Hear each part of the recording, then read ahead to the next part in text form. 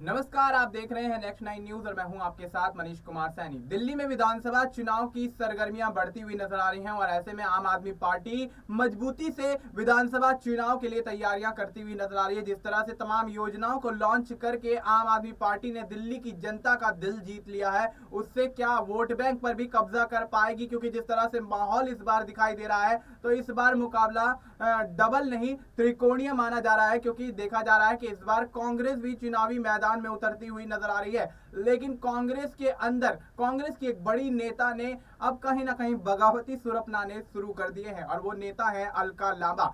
दिल्ली में मुखर चेहरा रहने वाली, दिल्ली की राजनीति को बखूबी समझने वाली, बखूबी जानने वाली अलका लांबा लगातार चांदनी चौक से सीट की मांग करती हुई नजर आ रही है और ऐसे में संदीप दीक्षित को सीट मिलने के बाद अलका लांबा को अब देखा जा रहा है कि वो कहीं ना कहीं अब आम आदमी पार्टी की तरफ झुकती हुई नजर आ सकती हैं या फिर भारतीय जनता पार्टी का भी दामन थाम सकती हैं। क्योंकि पहले भी अलका लांबा ने जिस तरह से कांग्रेस का दामन छोड़ के आम आदमी पार्टी में एंट्री मारी, लेकिन फिर से घर वापसी करती हुई नजर आई। लेकिन अब अनुकूल माहौल न मिलने के कारण अलका लांबा एक बार फिर से पलटी मारती हुई नजर आ सकती हैं। इस मुद्दे पर चर्चा करने के लिए हमारे साथ हमारे सहयोगी वफा मौजूद है।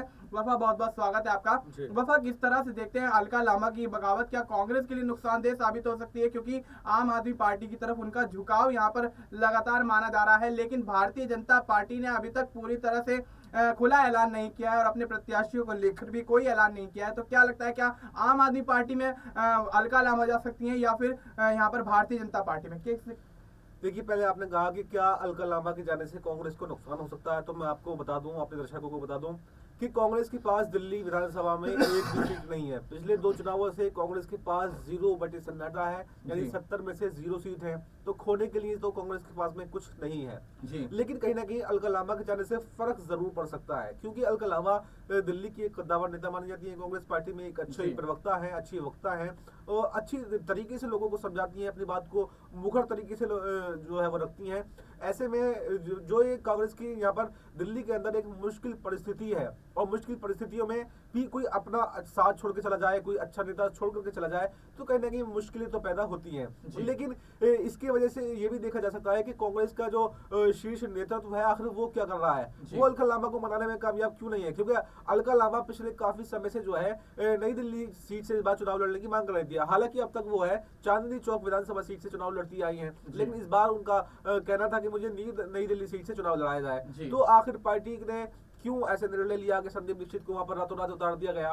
भाई या फिर अलका लांबा को अगर संदीप दीक्षित को वहां पे उतारना भी था आपको, तो अलका लांबा से बातचीत करनी चाहिए थी, उनको कोई अच्छी सीट देनी चाहिए थी, उनको कोई ऑप्शन ऐसा देना चाहिए था। उनको कालका जी जो है जबरदस्ती उतारा जा रहा था, जबकि कालका जी में उनकी कोई पकड़ नहीं है, वो कालका जी से चुनाव नहीं लड़ना चाहती थी। बस यही सब सोचकर जो है अलका लांबा काफी नाराज दिखाई दे रही है। ऐसे में अब जैसे आपने कहा कि क्या वो आम आदमी पार्टी की तरफ जा सकती हैं या बीजेपी की तरफ जा सकती हैं, तो मैं आपको बता दूं, अपने दर्शकों को बता दूं कि आम आदमी पार्टी की तरफ जाने की उनकी कोई भी संभावना नहीं है, क्योंकि पहले भी वो आम आदमी पार्टी की तरफ गई थी, लेकिन वहां पर उनको वो सम्मान, वो बातें नहीं मिल पाई थी जो वो चाहती थी। और इस बार तो आम आदमी पार्टी ने अपनी सभी 70 विधानसभा सीटों पर जो है प्रत्याशी को उतार दिया है। तो ऐसे में अलका लांबा को टिकट मिलना आसान काम नहीं है। तो ऐसे में अलका लांबा जो अटकलें हैं आम आदमी पार्टी की तरफ जाने की, वो तो लगभग दूर हो चुकी हैं। अब सवाल आता है बीजेपी का।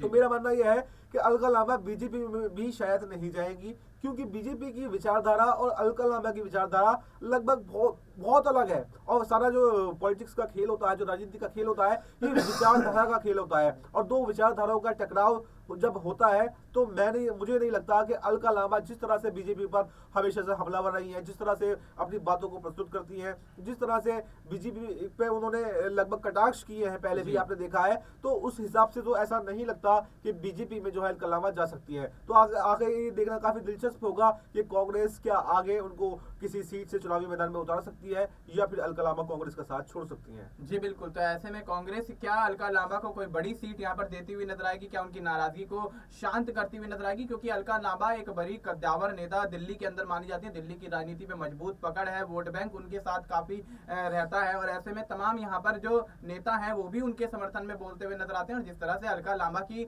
सीट को लेकर जिस तरह से बगावत दिखाई दे रही है, नई दिल्ली से चुनावी मैदान में ना उतरना और पार्टी के अंदर वो तवज्जो ना मिलना, कहीं ना कहीं अलका लांबा लांबा को बगावती सुर अपनाने पर मजबूर करता हुआ नजर आ रहा है। लेकिन जिस तरह से वफा ने समझाया कि अलका लांबा कहीं ना कहीं बगावत तो नहीं करेंगी, थोड़ा बहुत नाराजगी जरूर यहाँ पर दिखा सकती हैं, लेकिन अगर बगावत भी करती हैं तो आम आदमी पार्टी में जाना उनके लिए ज्यादा बेहतर नहीं रहेगा, क्योंकि आम आदमी पार्टी सभी सीटों पर अपने प्रत्याशियों का ऐलान कर चुकी है, तो वहां उनको कोई बड़ी जिम्मेदारी मिलना यहाँ पर लाजमी नहीं है।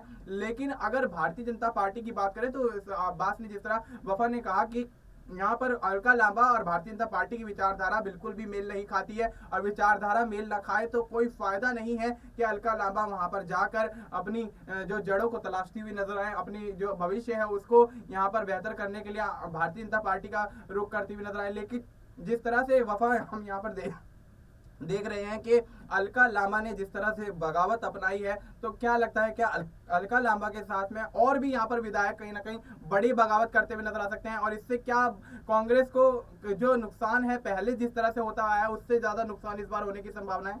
देखिए, मैंने आपको बताया था कि नुकसान तो उसके लिए होता है जिसके पास कुछ विधायक हों, तो वो विधायक तो कांग्रेस के पास दिल्ली के अंदर है नहीं भाई, जीरो विधायक है। पिछले 2 चुनावों से जो कांग्रेस का प्रदर्शन रहा है वो बेहद ही चिंताजनक रहा है, बेहद ही निराशजनक रहा है। एक भी सीट, यानी 70 सीटों में से दिल्ली की मतलब राजधानी में, देश की राजधानी दिल्ली है, उसमें एक भी सीट ना जीतना कहीं ना कहीं चिंता का विषय तो कांग्रेस के लिए जरूर है। बस उन्हीं सबको लेकर इस बार कांग्रेस ही जो है एक अच्छे प्लान के साथ में जो है दिल्ली के चुनाव में उतर गई है। और कहीं ना कहीं जैसे आपने कहा कि क्या अलका लांबा के साथ में कुछ और भी ऐसे नेता हैं जो कांग्रेस को छोड़ सकते हैं, तो फिलहाल तो ऐसी कोई खबर नहीं आ रही है कि अलका लांबा के साथ में और कोई नेता भी जो है वो पार्टी से नाराज है। इससे पहले ही अरविंदर सिंह लवली जो दिल्ली कांग्रेस के अध्यक्ष हुआ करते थे, उन्होंने अभी 2024 के लोकसभा चुनाव से पहले ही अपने कुछ नेताओं के साथ में जो है बीजेपी का दामन थाम लिया था। तो जिसको जाना था लगभग वो जा चुका है, क्योंकि कांग्रेस छोड़कर जाने की जो संभावना ज्यादातर होती है वो आम आदमी पार्टी में होती है। आपने देखा है कि कांग्रेस छोड़ के आम आदमी पार्टी में गए, आम आदमी पार्टी छोड़ के कांग्रेस में आए,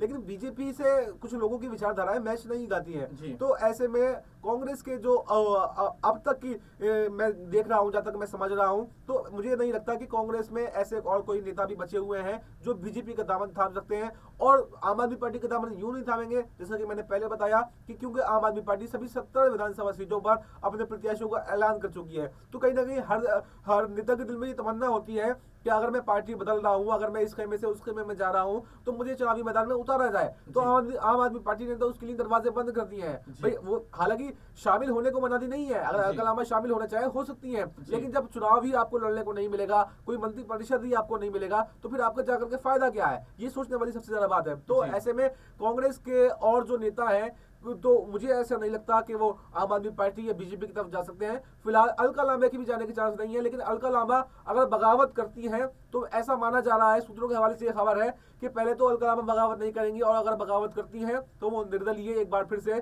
चुनावी मैदान में आ सकती हैं। जी बिल्कुल, तो बहुत बड़ी बात यहाँ वफा समझाते हुए नजर आ रहे हैं कि अगर अलका लांबा बगावत करती हैं तो निर्दलीय बेशक चुनाव लड़ लेंगी, लेकिन भारतीय जनता पार्टी और आम आदमी पार्टी की तरफ झुकती हुई नजर नहीं आएंगी, क्योंकि पहले भी आम आदमी पार्टी की तरफ जाना उनके लिए ज्यादा बेहतर नहीं रहा, जिसके चलते उन्होंने आम आदमी पार्टी का दामन छोड़ के दोबारा से कांग्रेस में एंट्री मारी। और भारतीय जनता पार्टी में ना जाने का कारण यही है कि उनकी विचारधारा और भारतीय जनता पार्टी की विचारधारा काफी अलग है, काफी भिन्न है। तो ऐसे में अलका लांबा अगर निर्दलीय चुनाव लड़ती हैं तो क्या निर्दलीय भी यहाँ पर वोट बैंक खींच के ले जाती हैं? और निर्दलीय चुनाव लड़ेंगी तो क्या नई दिल्ली की सीट से ही लड़ेंगी या किसी अन्य सीट से या किसी बड़ी मजबूत सीट से यहाँ पर चुनाव लड़ती हुई नजर आएंगी? ये एक बड़ा सवाल बनता हुआ नजर आ रहा है। फिलहाल आपको इस मुद्दे पर क्या कुछ लगता है, आप अपनी राय हमें कमेंट करके बता सकते हैं। बाकी देश और दुनिया से जुड़ी तमाम जानकारी के लिए आप देखते रहिए नेक्स्ट 9 न्यूज।